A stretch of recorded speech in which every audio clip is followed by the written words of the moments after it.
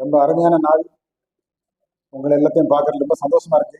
Especially all the 62, 65, 71 operation veterans. இந்த 62, 65, 71 வந்து எனக்கு ரொம்ப ஒரு மனசுல டச் பண்ணக்கூடிய விஷயம்.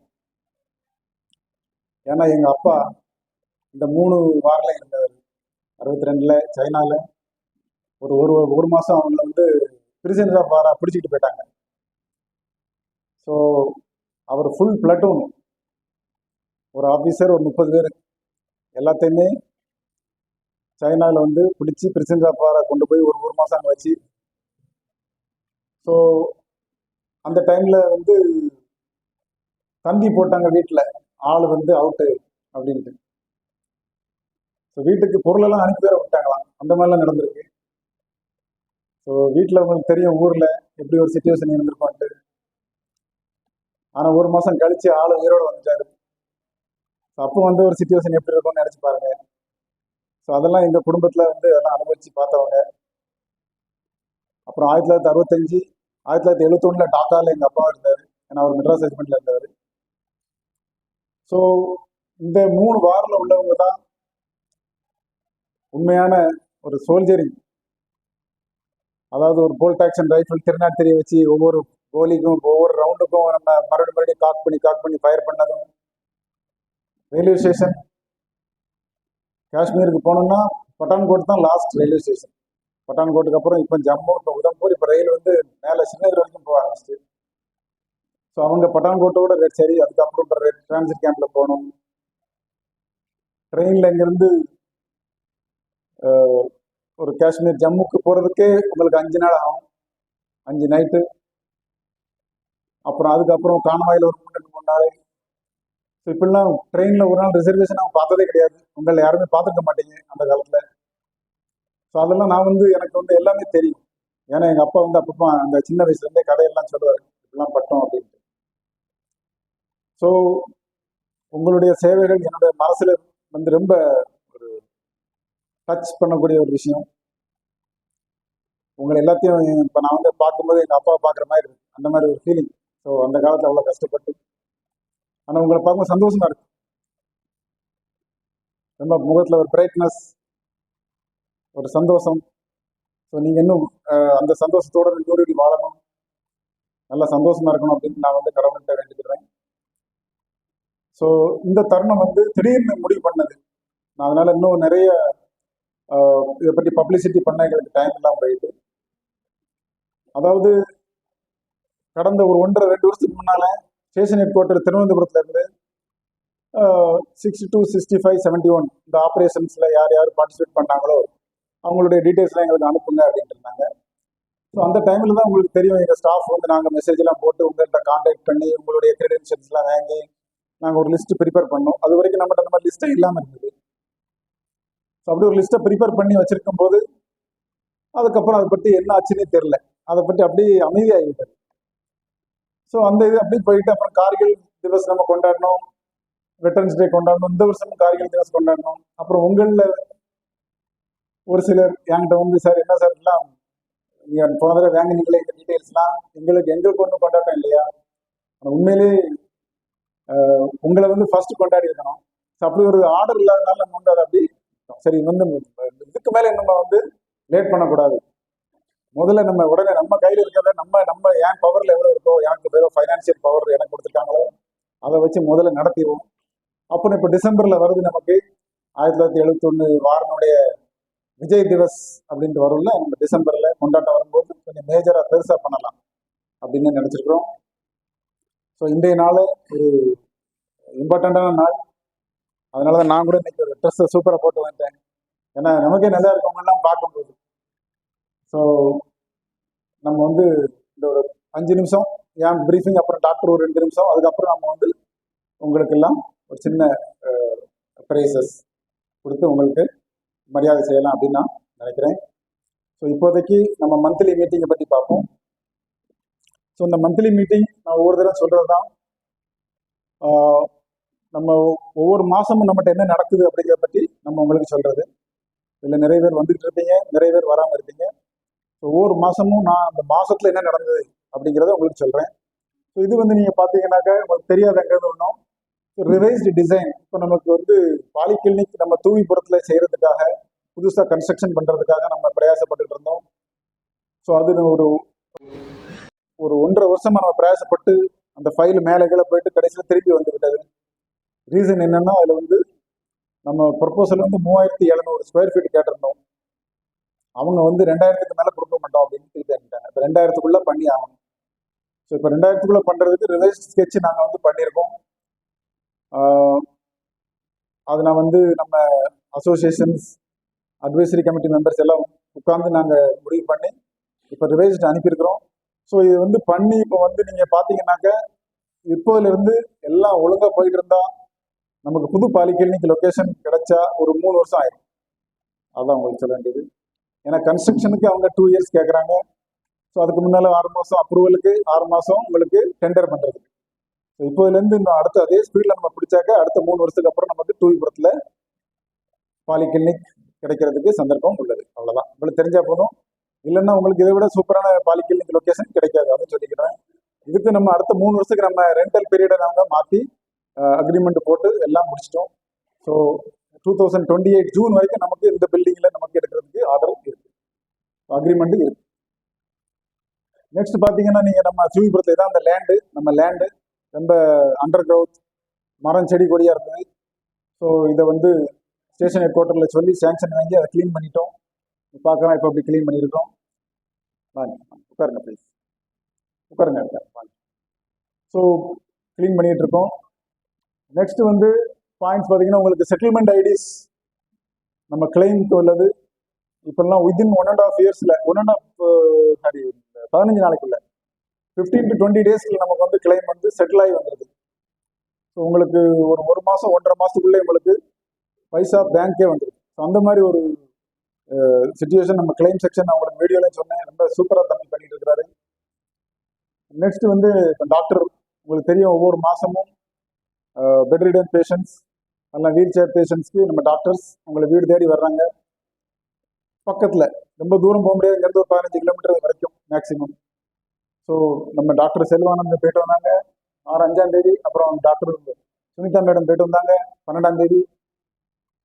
ஸோ இந்த மாதிரி அவங்களும் அவங்க சேரை விட்டு எந்திரிச்சு வெளியே உங்கள் வீட்டுக்கு வந்து உங்களுக்கு சேவை செய்கிறாங்க. அப்புறம் நான் டிராவலிங் அலவுன்ஸ் கிளைம்ஸை பற்றி சொன்னேன். டிராவலிங் அலவுன்ஸ் நாங்கள் வந்து அட்மிட் பண்ணிட்டு இருக்கோம் மதுரைக்கெல்லாம், பட் மதுரைக்கு வந்து கிடைக்காது. நாளைக்கு வந்து கிடைக்கிற வரைக்கும் ஓகே, நீங்கள் வந்து நாளைக்கு வந்து கிளைம் நீங்கள் வந்து ரைட் அப்படின்னு சொல்லி கேட்க முடியாது. ஏன்னா அதில் ரூல் என்ன சொல்லுதுனாக்கா நியரஸ்ட் ஃபெசிலிட்டி. நமக்கு இங்கே இல்லாத ஃபெசிலிட்டி நியரஸ்ட் எங்கே இருக்குது? திருநெல்வேலியில் எல்லா ஃபெசிலிட்டியுமே இருக்கு. நான் கேன்சருக்கு நான் மதுரைக்கு தான் போறேன்னா அது இப்போ நீங்கள் தான் போறீங்க. நாங்கள் தன் மனசால போகிறதுக்கும் நாங்கள் அனுப்புறதுக்கும் வித்தியாசம். என் கவர்மெண்ட் என்ன சொல்லுதுன்னா நீங்கள் நியரஸ்ட் பிளேஸ் எங்கேயோ அங்கே போய் பண்ணணும் அப்படின்னு. ஸோ டிராவலிங் அலவுன்ஸ் நீங்கள் இப்போ போகிறதுக்கு பஸ் சார்ஜ் இல்லைன்னா ட்ரெயின் சார்ஜ் நீங்கள் கிளைம் பண்ணுறீங்க, அதை நாங்கள் கிளைம் அட்மிட் அலோவ் பண்ணிக்கிட்டு தான் இருக்கிறோம். பட் நாளைக்கு வந்து அதில் வந்து ஏதாவது ஒரு ரூல் யாராவது சொல்லி திரும்பி வந்ததுன்னா நீங்கள் அதை அக்செப்ட் பண்ணிக்கணும். ஆனால் என் தரப்பில் நான் இது வரைக்கும் நிப்பாட்டவில்லை, அதையும் உங்கள்கிட்ட சொல்லிக்கிறேன். நெக்ஸ்ட்டு நான் வந்து சிஃபா ஹாஸ்பிட்டல் போயிட்டு வந்தேன் 7th ஆகஸ்ட் இருக்குது. அப்புறம் ஸ்ரீ நாராயணா ஆயுர்வேதிக் ஹாஸ்பிட்டல் மறுபடியும் நமக்கு வந்து ஒரு 10 நாள் நமக்கு கேப் இருக்குது. இப்போ மறுபடியும் நமக்கு ஆயுர்வேத ஹாஸ்பிட்டல் எம்பனல் ஆகிவிட்டது. ஸோ ஒரு எஸ்ஏ காம்படிஷன் வச்சிருந்தா ரொம்ப இன்ட்ரெஸ்டிங்காக இருந்தது. ஒரு 10 பேர் பார்ட்டிசிபேட் பண்ணியிருந்தாங்க. நல்ல நல்ல பாயிண்ட்ஸ்லாம் கொடுத்துருந்தாங்க. ஆனால் மெஜாரிட்டி ஆஃப் த பாயிண்ட்ஸ் வந்து நம்ம ஆல்ரெடி பண்ணிட்டோம். இந்த பாலிகிளினிக்கில் வந்து அப்படி ஒரு விஷயம் எதுவுமே இல்லை, நான் யோசிக்காது. அந்த மாதிரி அவங்க கொடுத்துருந்த பாயிண்ட் நான் யோசிச்சிருந்த பாயிண்ட் தான். ஸோ நாங்கள் உட்காந்து ஒரு மணி நேரம் நல்லா டிஸ்கஸ் பண்ணோம். ரொம்ப இன்ட்ரெஸ்டிங்கான பாயிண்ட், எல்லாத்துக்கும் நல்லா யோசிக்கிறதுக்கு ஒரு சந்தர்ப்பம் கொடுத்தோம். எல்லாத்துக்கும் நல்ல ஒரு என்ன சொல்கிறோம், ஒரு மைண்ட் கேம், வார் கேம் மாதிரி. பட்டாளத்தில் வார் கேம் பண்ணுவோம்ல, அந்த மாதிரி இருந்தது. ரொம்ப இன்ட்ரெஸ்டிங்காக இருந்தது. ஸோ அதில் அன்னைக்கு யாரெல்லாம் வந்துருந்தீங்க, யாராவது இருக்கீங்க? ஓகே, சந்தோஷம். ஸோ அதே மாதிரி இப்போ எங்கள் ஸ்டாஃப்ட்டையும் சொல்லியிருக்கேன், ஒரு எஸ்ஏ நீங்கள் எழுதுங்க அப்படின்ட்டு. அவங்களும் எழுதியிருக்காங்க. நாளைக்கு அதை பற்றி நாங்கள் டிஸ்கஸ் பண்ண போகிறோம். பேசிக்கலி என்னென்ன ஐடியாஸ் இருக்குது அடுத்தவங்கள்ட்ட, ஏன்னா நம்ம ஐடியா நம்மள்கிட்டே வச்சுட்டு இருந்துட்டு இருக்க முடியாது. ஸோ வெளியே சொன்னால் தான் தெரியும். ஸோ நம்ம கம்யூனிகேஷன் பண்ணால் தான் என்ன நடக்கு, யார் என்னென்ன எதிர்பார்க்குறாங்க அப்படிங்கிறத நல்லா சேவை செய்யணும் தான். At the end of the day நல்லா சேவை செய்யணும் அப்படிங்கிறதுனால நாங்கள் இந்த மாதிரி பிரயாசப்பட்டு இருக்கிறோம். ஸோ ரீஎம்பர்ஸ்மெண்ட் ஆஃப் கிளைம்ஸ் உங்களுக்கு ஆல்ரெடி இந்த வீடியோவில் பார்த்துருப்பீங்க. உங்களுக்கு நான் கிளைம் பற்றி அடிக்கடி சொல்லிட்டு இருக்கேன். அதெல்லாம் பத்திரமா வச்சுக்கிடுங்க. நீங்கள் நார்மல் வாட்ஸ்அப்பில் ஏதோ அந்த மெசேஜஸ் வர்ற மாதிரி நினச்சிக்கிட்டு பார்த்துட்டு விட்டுறாங்க. பத்திரமா வைங்க. சரி, இதெல்லாம் உங்களுக்கு சேவ் பண்ணி வைங்க. உங்களுக்கு வந்து தேவைப்படும் போது யூஸ்ஃபுல்லாக இருக்கும். உங்கள் பிள்ளைங்களுக்கு காட்டுங்க, பேர பிள்ளைங்களுக்கு காட்டுங்க. அது வந்து ரொம்ப யூஸ்ஃபுல்லாக இருக்கும். Next visits. நான் போயிட்டே இருந்தேன். இந்த செகண்ட் ஹாஸ்பிட்டல் போயிட்டு வந்தேன். ஸோ பாலிகிளினிக்கில் ஏதாவது அமைதி காணுங்க. ஏதாவது ப்ராப்ளம்னா கன்சர்ன் ஸ்டாஃபை பாருங்கள்.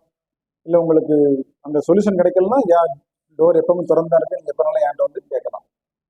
ஸோ அதுதான் என்கிட்ட பாயிண்ட். உங்களுக்கு எதுவும் பாயிண்ட்னா சொல்லலாம். எல்லாரும் சந்தோஷமா இருங்க. இப்போ டாக்டர் உங்களுக்கு ஒரு 2 நிமிஷம் ட்ரக் அபியூஸ் பற்றி சொல்லுவாங்க. ஸோ அதுக்கப்புறம் நம்ம ப்ரொசீடிங்ஸ் பண்ணுவோம். யாருக்காவது பாயிண்ட்ஸ் இருந்தால் சொல்லலாம். நீங்கள் இப்போ ஏதாவது உங்கள் பர்சனல் பாயிண்ட் இல்லை, நம்ம பாலிகிளினிக்கு நம்ம இது பண்ணலாம். பர்சனல் பாயிண்ட்டை நீங்கள் தனியாக வந்து பாருங்கள். அதை நம்ம பப்ளிக்கில் சொல்ல வேண்டாம். பர்சனல் ப்ராப்ளம்ஸை உங்களுக்கு ஏதாவது பாலிகிளினிக்கை பற்றி இப்படி இம்ப்ரூவ் பண்ணணும், இல்லை இது இருந்தால் நல்லா இருக்கும் அப்படின்னு ஏதாவது பாயிண்ட் தான் நீங்கள் சொல்லலாம். Okay, thank you. Next over to doctor.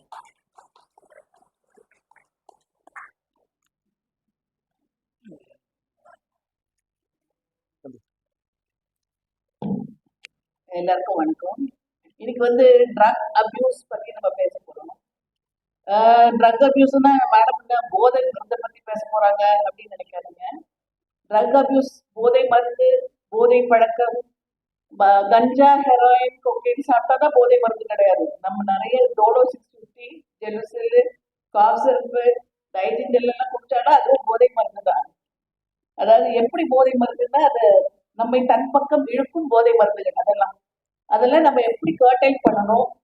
இந்த கட்டுரை வந்து இந்த ஸ்பீச் வந்து உங்களுக்கு எவ்வளவு இம்பார்ட்டண்டா இருக்குங்கிறது இனிமேதான் உங்களுக்கு தெரியும்.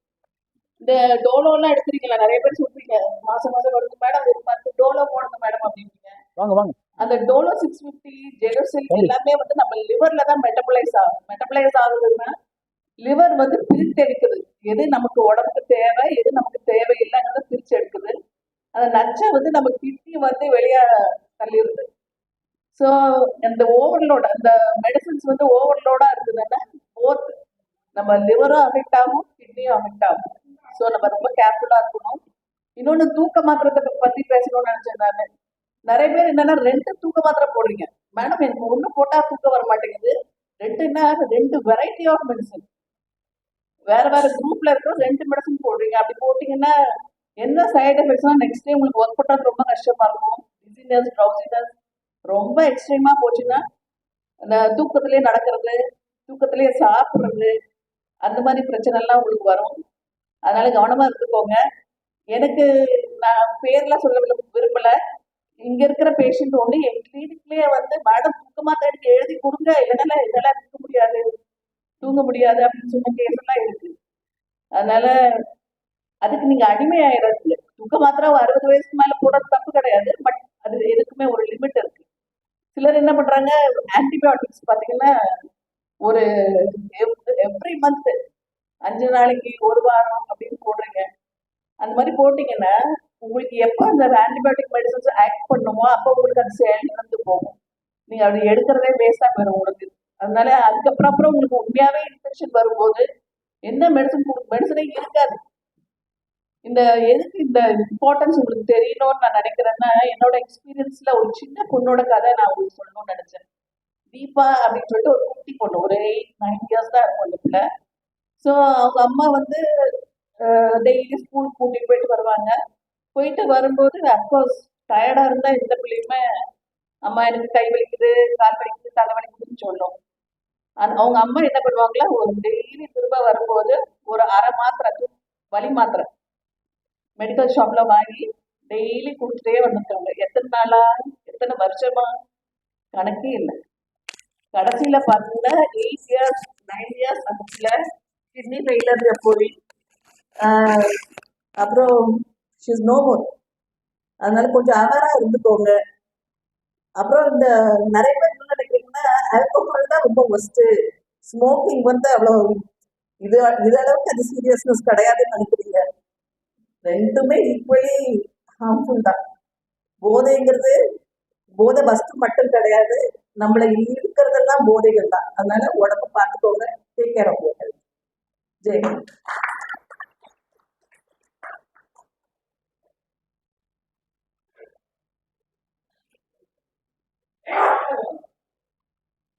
இங்கு அமர்ந்திருக்கும் நமது டிசிஹெச்எஸ் அதிகாரி மேம், டாக்டர்ஸ் மற்றும் ஸ்டாஃப், மேலும் முன்னாள் ராணுவ வீரர்கள் அனைவருக்கும் என் இனிய காலை வணக்கத்தை தெரிவித்துக் கொள்கிறேன்.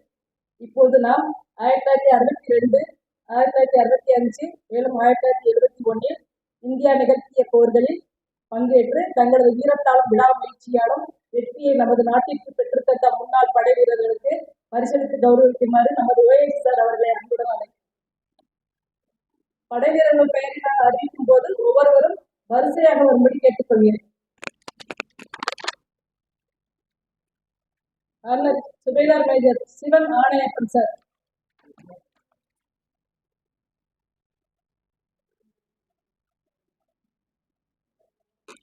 Naik Sankarlingam sir.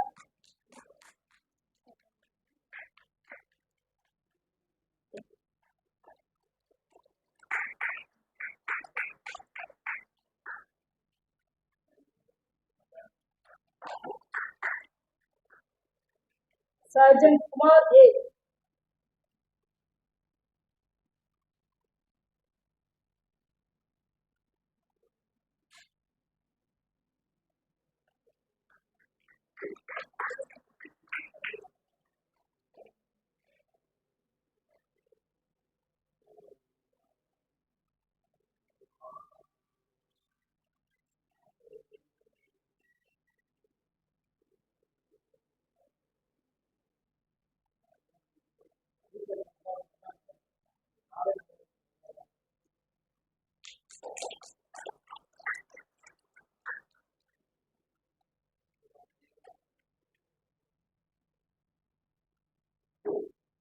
Sergeant Galaxy A. sir.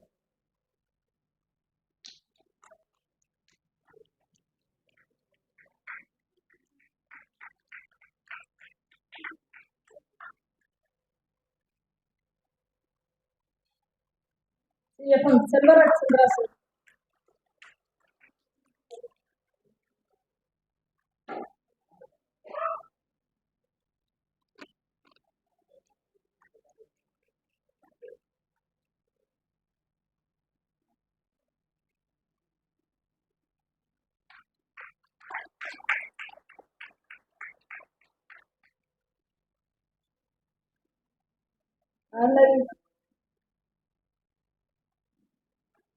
Honorary Flying Officer T. Subbaya sir.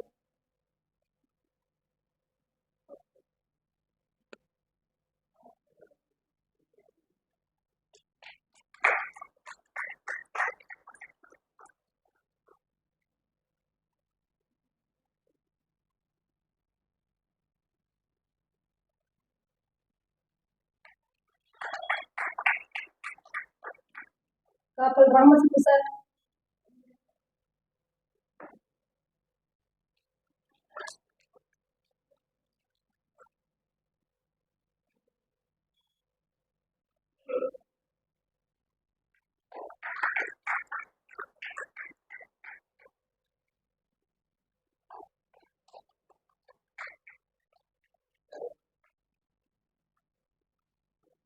Warrant Officer R. Panimayan sir.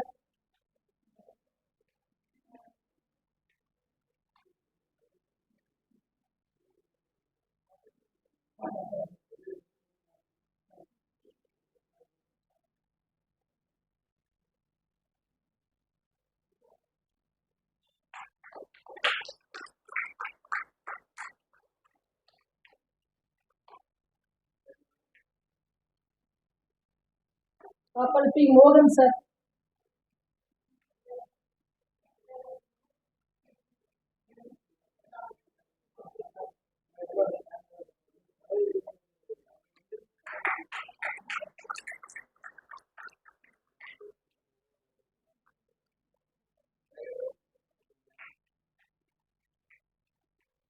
எல்லாரும் Chellaiah Paulraj sir.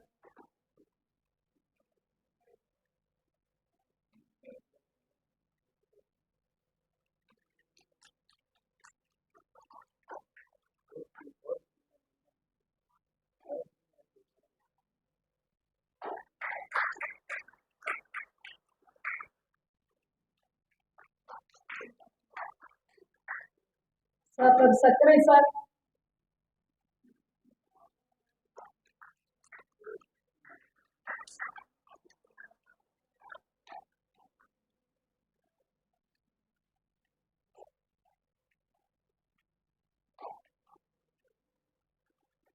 Lance Naik Kumarasamy sir,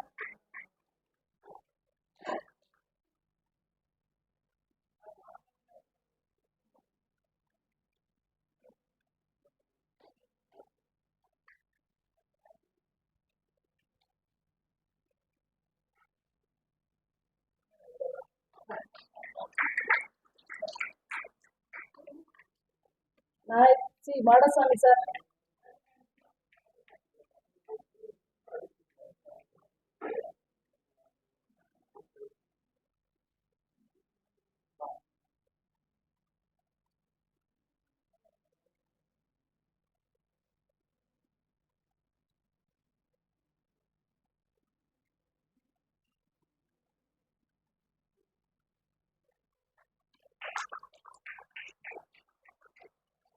DFR Alagarsamy sir,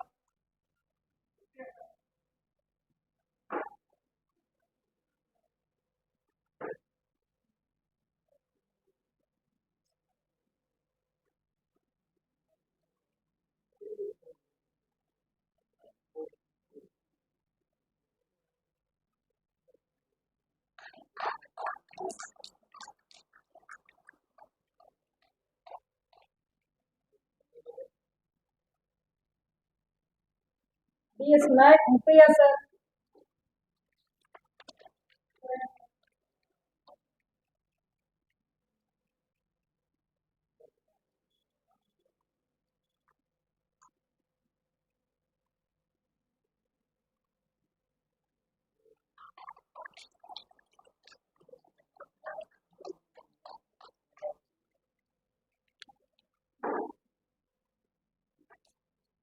Subedar Subbarayan sir,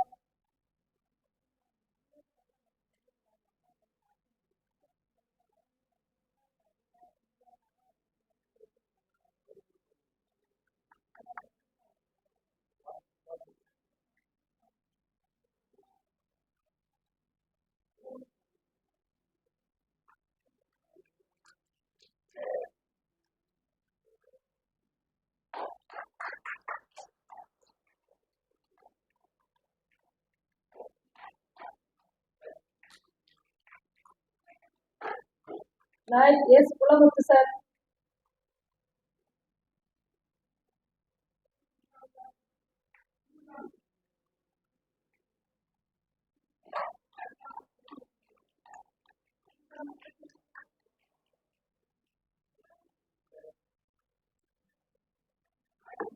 honorary Naik Subedar Gurusamy sir,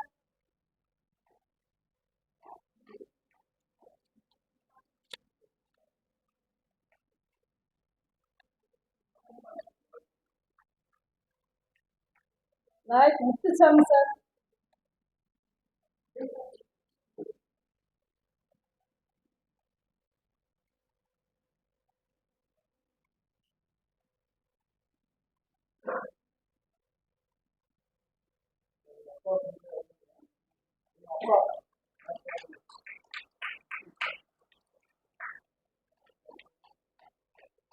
sergeant James Fernando sir,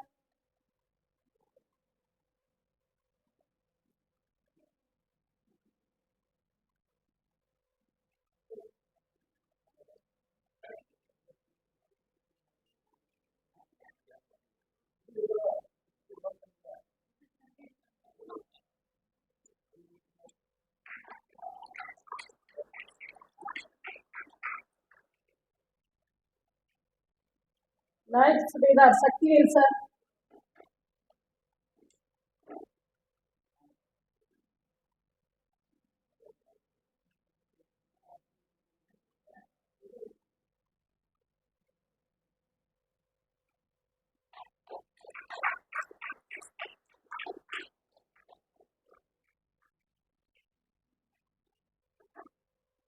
Havildar Ayyan Perumal Kaliyan sir,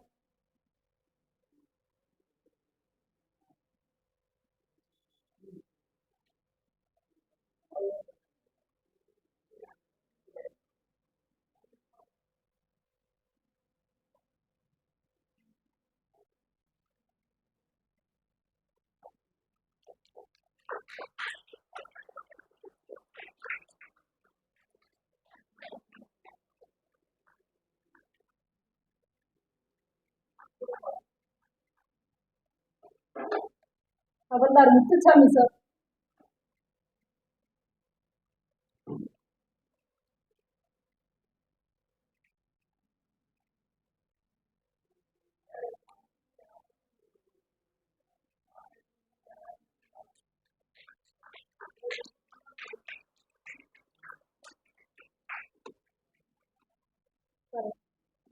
thank you sir.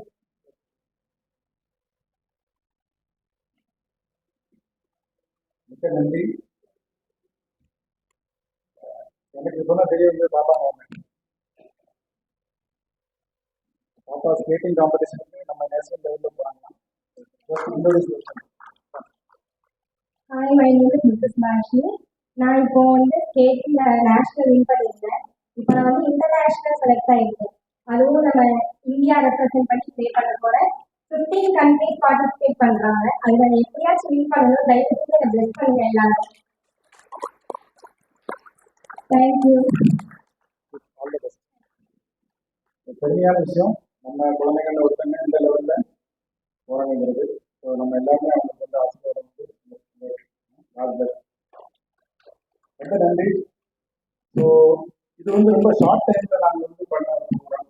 அதனால் சின்ன சின்ன minor நிறைய improvement இருக்க தெரியும் வாழ்க்கையில். சின்ன சின்ன நேரங்கள் இருந்தால் அதை பற்றி நீங்கள் யோசிக்காமல் நம்ம டிசம்பரில் நல்லபடி பண்ணலாம். ரொம்ப நன்றி. நீங்கள் எல்லாரும் தூரம் வீட்டிலேருந்து எங்களுடைய வரவேற்பை எனக்கு அக்செப்ட் பண்ணி வந்ததுக்கு ரொம்ப நன்றி. ஸோ உங்களுக்கு எல்லாத்துக்கும் ஒரு டீ வச்சுருக்கோம். தயவுசெய்து எல்லாரும் வந்து அதை அக்செப்ட் பண்ணுங்கன்னு கேட்டுக்கொள்கிறேன். தேங்க்யூ. ஜெய் ஹிந்த்.